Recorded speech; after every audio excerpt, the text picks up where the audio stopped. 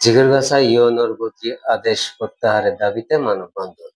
মাসুদ হোসেন, জিগরগাছা।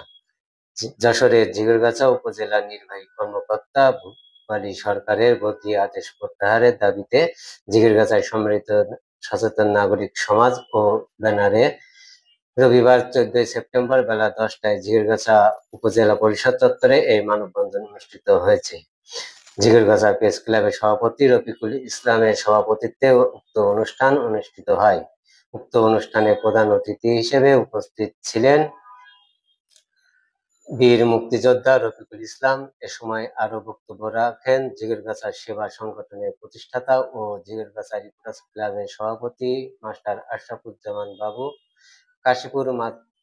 কাশীপুর মাধ্যমিক বিদ্যালয়ের প্রধান শিক্ষক আব্দুল সবুর, জিগরগাছা মাধ্যমিক বিদ্যালয়ের শিক্ষক সমিতির সাধারণ সম্পাদক ইসমাইল হোসেন সোহাগ, বাংলাদেশ ফুল উৎপাদন ও বিপণন সমবায় সমিতির সাধারণ সম্পাদক মীর ফারুক আহমেদ, জিগরগাছা প্রেস ক্লাবের সাধারণ সম্পাদক তরিকুল ইসলাম, ফ্রেন্ডস 20 স্বেচ্ছাসেবী সংগঠনের সাবেক সভাপতি আরাফাত কল্লোল, ছাত্র প্রতিনিধি মাহমুদুল হাসান ও আকি খাতুন।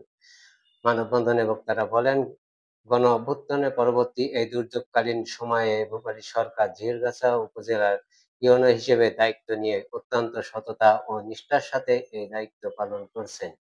তার সততার কারণে অনেকে দুর্নীতি করতে পারছে না, ফলে একটি স্বার্থলোভী মহল ঐক্যবদ্ধ ভাবে 1 বছরের মাথায় তাকে বদলি করে দিয়েছে। বক্তারা অতিবিলম্বে এই আদেশ প্রত্যাহারের দাবি জানান, অন্যথায় পরবর্তী কঠোর কর্মসূচির ঘোষণা দেওয়া হবে বলে হুঁশিয়ারি দেন। 1.5 ঘণ্টাব্যাপী অনুষ্ঠানে মানববন্ধনে বীর মুক্তিযোদ্ধা, শিক্ষক, জিগরগাছা প্রেস ক্লাব ও জিগরগাছা রিপোর্টার্স ক্লাব, সাংবাদিকবৃন্দ, সেবা সংগঠন, ফ্রেন্ডস 20 স্বেচ্ছাসেবী সংগঠন, হারিয়াদারা সেবা সংঘ, শ্রীরামপুর তরুণ যুব সংঘ সহ বিভিন্ন সামাজিক ও স্বেচ্ছাসেবী সংগঠনের নেতৃবৃন্দ, পেশাজীবী সংগঠনের নেতৃবৃন্দ, ছাত্র, সাধারণ নারী পুরুষ সহ কয়েকশো মানুষ অংশগ্রহণ করেন। সুজন মাহমুদ, পূর্ব দিগন্ত, ঢাকা।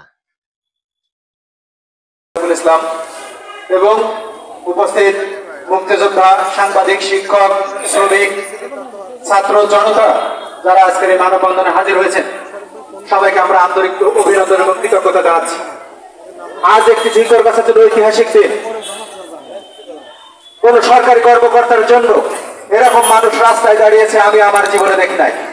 অন্তত জিগরগাছাতে একটা অফিসার কতটা জনপ্রিয় হলে সাধারণ মানুষ তার কাজ ফেলে এরকম রাস্তায় দাঁড়াতে পারে, নিশ্চয়ই কর্তৃপক্ষ দেখছেন।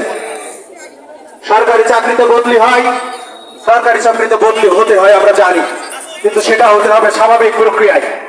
আমাদের কাছে তথ্য আছে, এই ভূপালী সরকার জিগরগাছা আসার পরে যারা লুটে পুটে খেতে পারছেন না, যারা সরকারি জমি অবৈধভাবে দখলে রাখতে পারছেন না, সরকারি সম্পদ লুটপাট করে নিজের কাছে নিতে পারছেন না, সেই সব সন্ত্রাসী মহল তার বর্ধিত ভূমিকা রেখেছেন। তাদেরকে হুঁশিয়ার করে দিতে চাই, এক ভূপালী সরকার চলে যাবে, আরেকজন আসবে, কিন্তু জিগরগাছার মানুষ কিন্তু জিগরগাছায় থাকবে। যদি আপনারা এই ষড়যন্ত্রের অংশ হয়ে থাকেন, দৃঢ় কণ্ঠে হুঁশিয়ারি দিচ্ছি, আপনাদেরও জিগরগাছায় চাকরি করা আমরা কঠিন করে তুলব। সম্মানিত শুনে, ভূপালী সরকার শুধু একজন উপজেলা নির্বাহী কর্মকর্তা নন, তিনি সাধারণ জনগণের বন্ধু। সামাজিক কাজ করতে গিয়ে আমরা দেখেছি তাকে যখন যেভাবে যে প্রয়োজনে ফোন দিয়েছি তিনি সাড়া দিয়েছেন, মেসেজ দেখেছেন, মেসেজ করেছেন, ব্যাক করেছেন।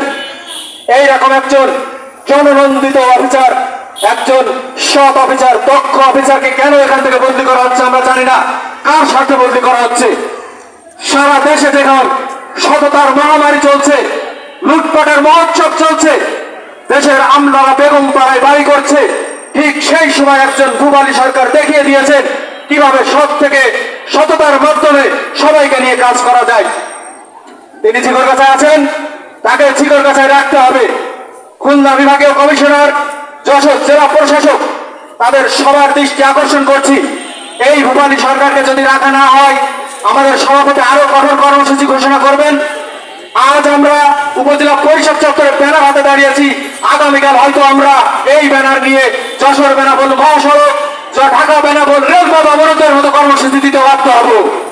সংগ্রামী ছাত্র বন্ধুরা, অনেকক্ষণ দাঁড়িয়ে আছেন, আরো অনেক গুরুত্বপূর্ণ বক্তারা বক্তব্য দেবেন। আমি আমার সংক্ষিপ্ত বক্তব্য এখানে শেষ করছি। আসসালামু আলাইকুম রহমতুল্লাহ।